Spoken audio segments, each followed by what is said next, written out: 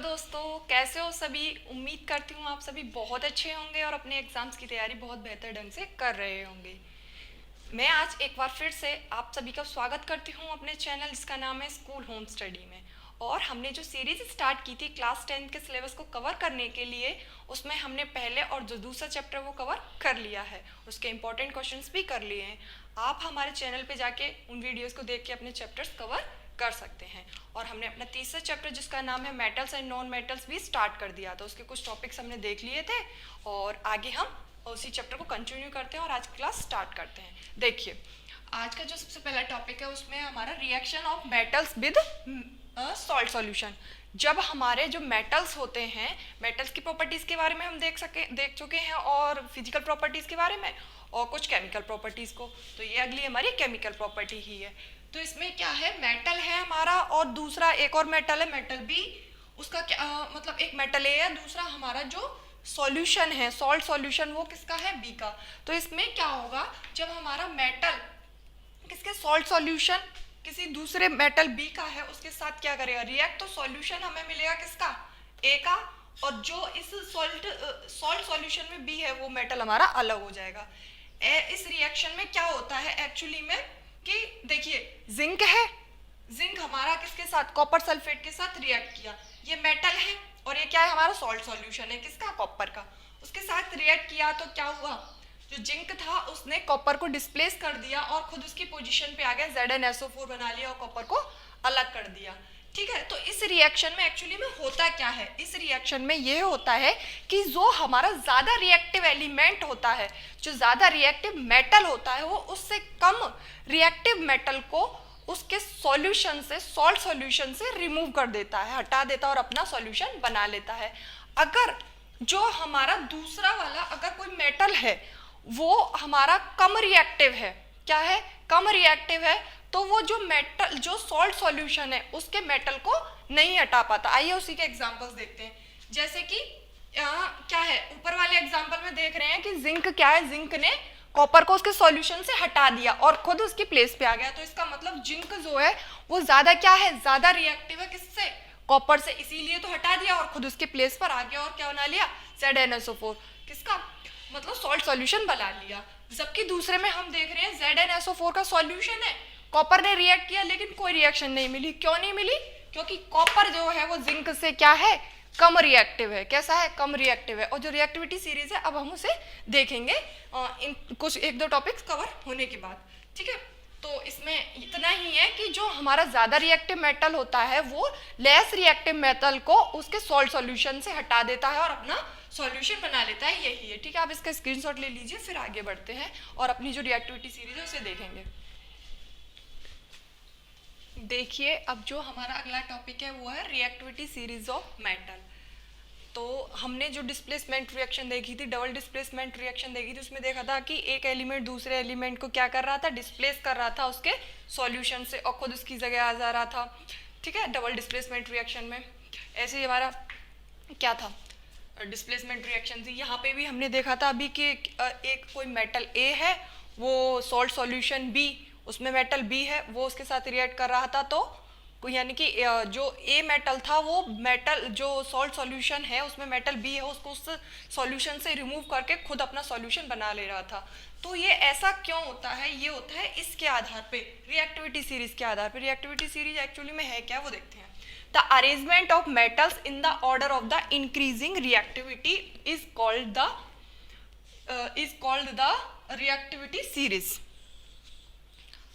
ठीक है, जो हमारी अरेंजमेंट मेटल्स का इस तरीके का अरेंजमेंट जिसमें कि हमारे मेटल्स अरेंज हो किसमें, increasing order of their reactivity, reactivities के बढ़ते हुए क्रम में या घटते हुए क्रम में, तो उसे क्या कहते हैं, हम रिएक्टिविटी सीरीज कहते हैं। जैसे कि आप देख रहे हो यहाँ हमारा ये है पोटेशियम। ठीक है, यहाँ लिखना भूल गए। ठीक है, तो आप देख रहे हो कि पोटेशियम है, फिर हमारा सोडियम है, कैल्शियम है, मैग्नीशियम है, एल्युमिनियम है, जिंक है, आयरन है, टिन है, फिर लेड है।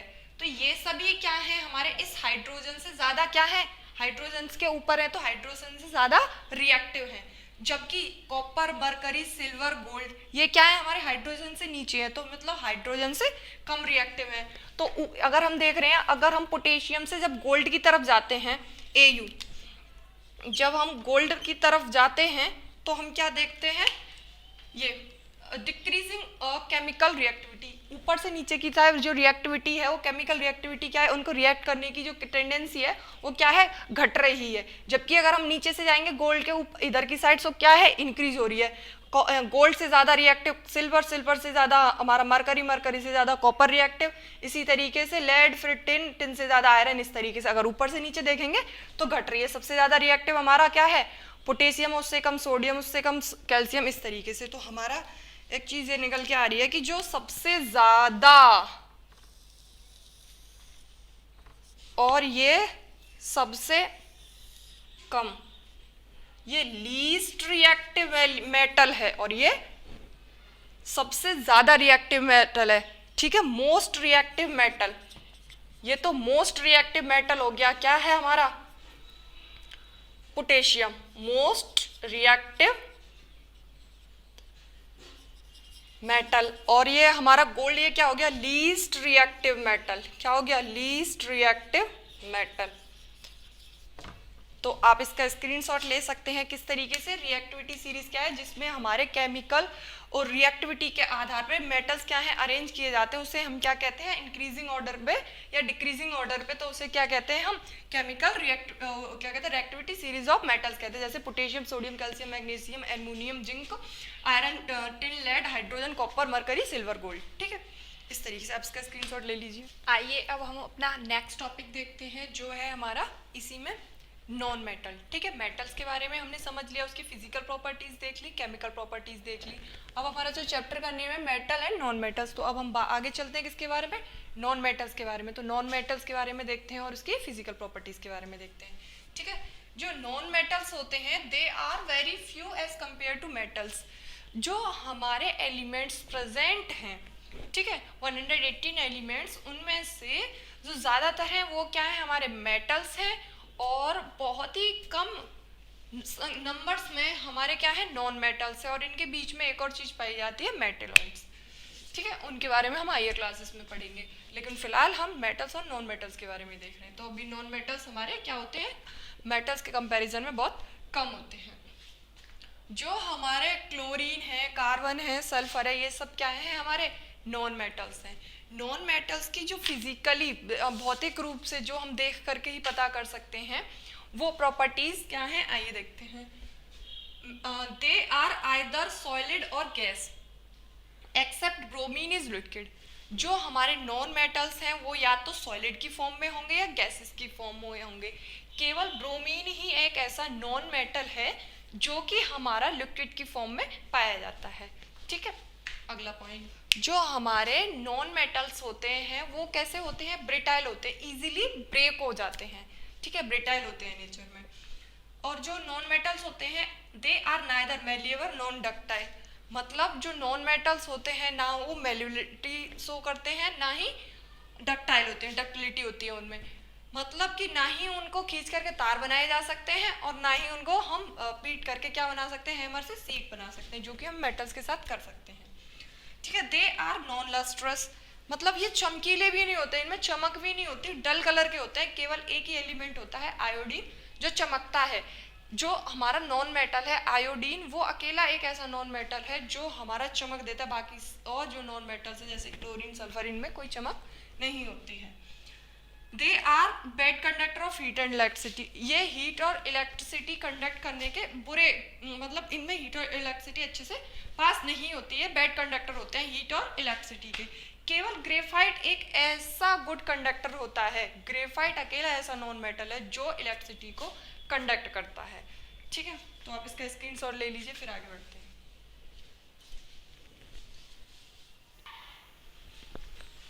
देखिए जो हमारा अगला टॉपिक है वो है reaction of metals and non metals. Metals के बारे में पढ़ लिया, नॉन मेटल्स के बारे में भी पढ़ लिया।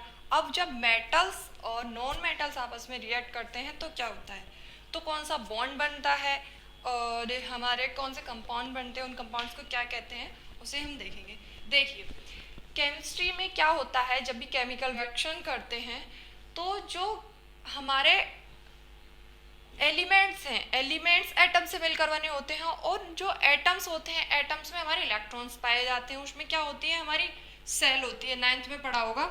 जैसे कोई हमारा एटम है, उसका ये न्यूक्लियस है, उसके आसपास सेल होती हैं इस तरीके की, जिसमें कि हमारे इलेक्ट्रॉन क्या है, मूव करते रहते हैं, के, और ये हमारी एल सेल इस तरीके से है ना, के एल।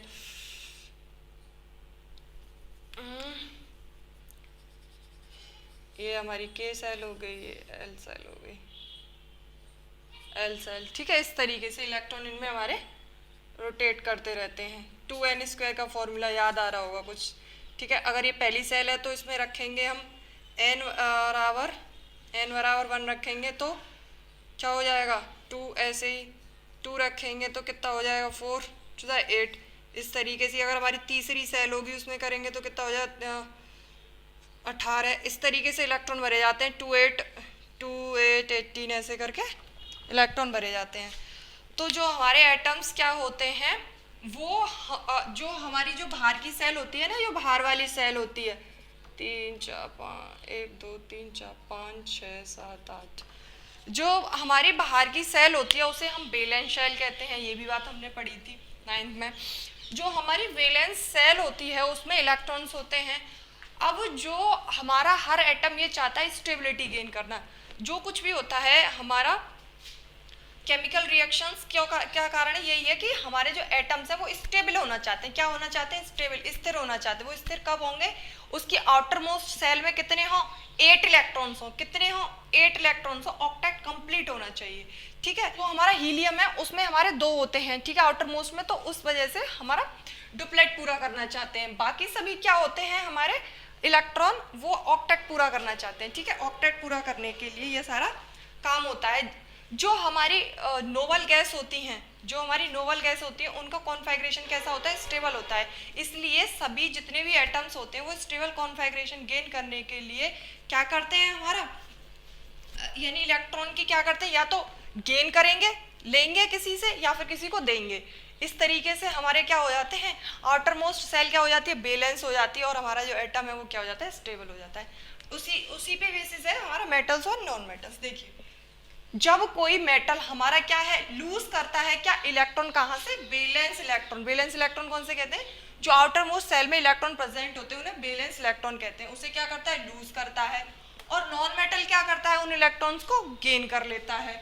अब जब thus a bond formed between the atoms by complete transfer of electron from one atom to another to complete the octet।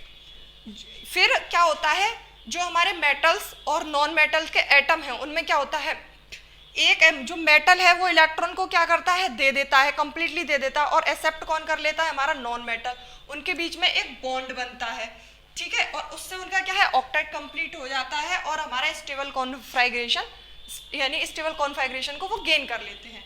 उसके बाद क्या है, एक बॉन्ड बनता है उनके बीच में। इस बॉन्ड को हम कहते हैं आयनिक बॉन्ड कह लो या इलेक्ट्रोवेलेंट बॉन्ड कह लो, और ये कंपाउंड होते हैं उन्हें हम आयनिक कंपाउंड या इलेक्ट्रोवेलेंट कंपाउंड कहते हैं। ये किस तरीके से होता है, देखिए हमारा ये कह रहा है ना, मेटल है हमारा, क्या ले लिया, सोडियम। उसका कॉन्फ़िगरेशन अगर देखें तो इसका क्या होता है, एटॉमिक नंबर 11 होता है। कितना होता है, 11। तो इसका कॉन्फ़िगरेशन यही तो होगा, पहले सेल में 2 भरे जाएंगे 2n² के फॉर्मूला से, दूसरी में 8, फिर 18 होने चाहिए अगली में, लेकिन हमारे पास कितने हैं, 2 8 10 1 बचा, ठीक है। आउटर मोस्ट में कितना, 1 इलेक्ट्रॉन। तो ये क्या करेगा, 1 इलेक्ट्रॉन को दे करके लूज करके क्या पॉजिटिव चार्ज गेन कर लेगा। जब भी इलेक्ट्रॉन लूज करता है कोई भी एटम या फिर कोई मेटल, तो क्या है, पॉजिटिव चार्ज उस पर आ जाता है। अब देखिए हमारा क्या है, क्लोरीन, इसका कितना होता है, 17 होता है एटॉमिक नंबर, 2 8 7 इस तरीके से। इसको कितने, 1 इलेक्ट्रॉन की जरूरत है, तो ये क्या हो जाएगा, स्टेबल हो जाएगा। इसके पास कितने हो जाएंगे, 1 इलेक्ट्रॉन गेन कर लेगा तो इसके पास क्या हो जाएंगे, 8 हो जाएंगे, और ये कैसा होगा, हमारा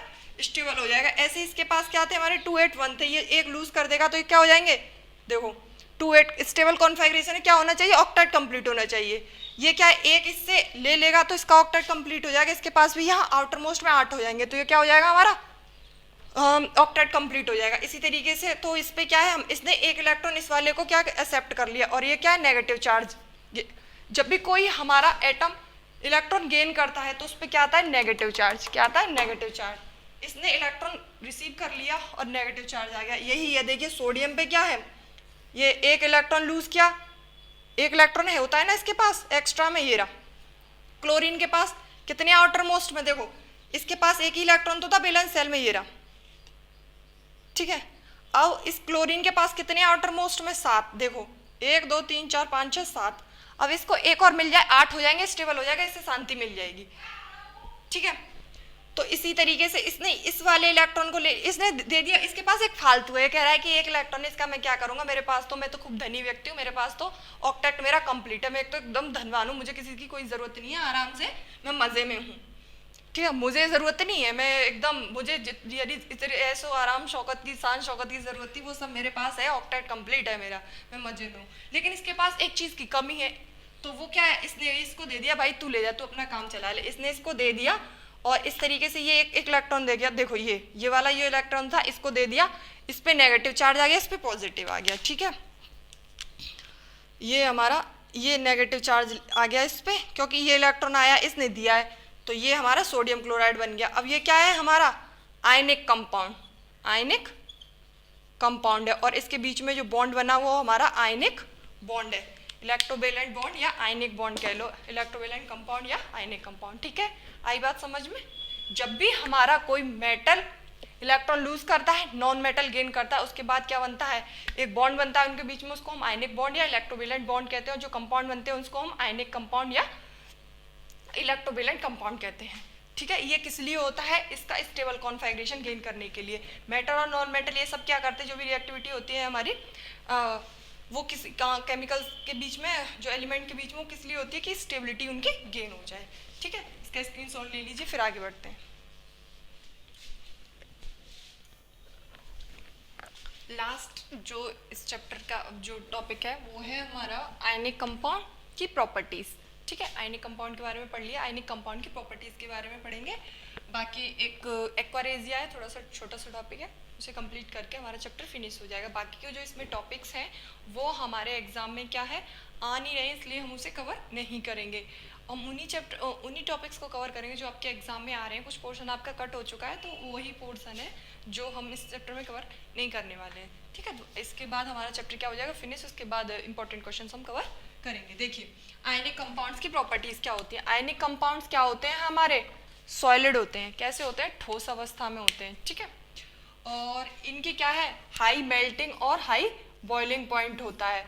क्यों होता है आयनिक कंपाउंड्स का हाई बॉइलिंग पॉइंट और मेल्टिंग पॉइंट, क्योंकि इनके बीच में जो फोर्स ऑफ अट्रैक्शन होती है कैटाइंस और एनाइंस के मिलने से ही तो हमारे क्या बने थे, आयनिक बॉन्ड बना था। कैटाइन क्या थी, इलेक्ट्रॉन को लूज कर देना, कैटाइंस बन जाती थी, इलेक्ट्रॉन को एक्सेप्ट कर लेना, हमारी क्या होती हैं, एनाइंस होती हैं। जब वो दोनों हमारी मिलती हैं तो हमारा आयनिक कंपाउंड बन रहा था। जैसा कि हमने पहले देखा था कि जो मेटल्स है वो आयंस को लूज करके, और जो नॉन मेटल वो आयंस को गेन कर लेता है, और उसके बाद जो उनके बीच में एक कंपाउंड बनता है उसे हम आयनिक कंपाउंड कहते हैं, और जो बॉन्ड बनता है उनके बीच में हम आयनिक बॉन्ड कहते हैं। इस तरीके से मेटल्स और नॉन मेटल्स हमारे क्या करते हैं, आपस में रिएक्ट करते हैं।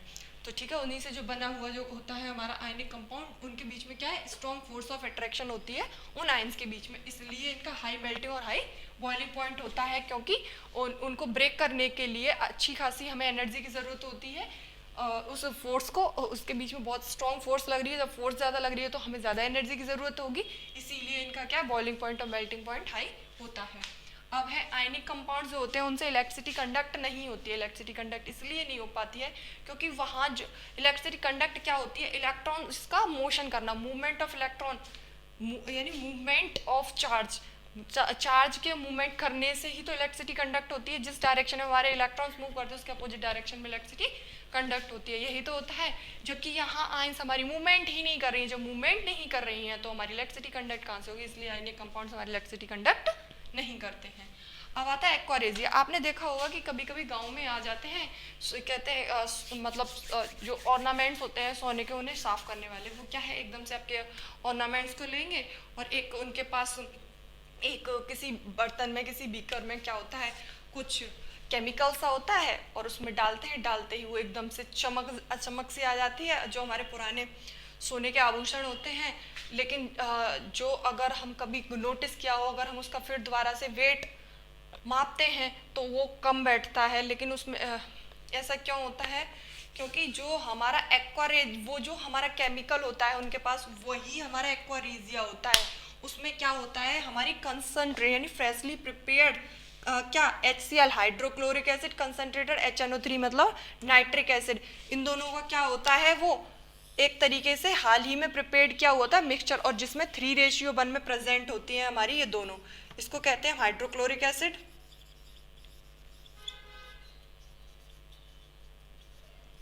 ये हमारी नाइट्रिक एसिड।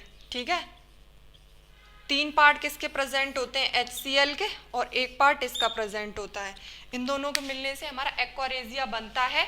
और जो होता है उसमें अगर हम यानी सोने के आभूषण को या सोने को भी डालेंगे तो वो भी क्या है हमारा, उसको भी डिजोल्व कर लेता है। इतना स्ट्रॉन्ग मिक्सचर होता है कि सोने को भी अपने आप में डिजोल्व कर सकता है, घोल सकता है। अब सोचिए इस तरीके से हमारा ये एक्वारेजिया का ये मिक्सचर होता है। तो हमेशा सावधान रहिए इस तरीके के जो आते हैं गाँव में उनसे। ठीक है, तो हमारा जो चैप्टर है आज यहाँ फिनिश होता है, और इसके जो इम्पोर्टेंट क्वेश्चंस हैं हम अपनी वीडियो में नेक्स्ट वीडियो में कवर करेंगे।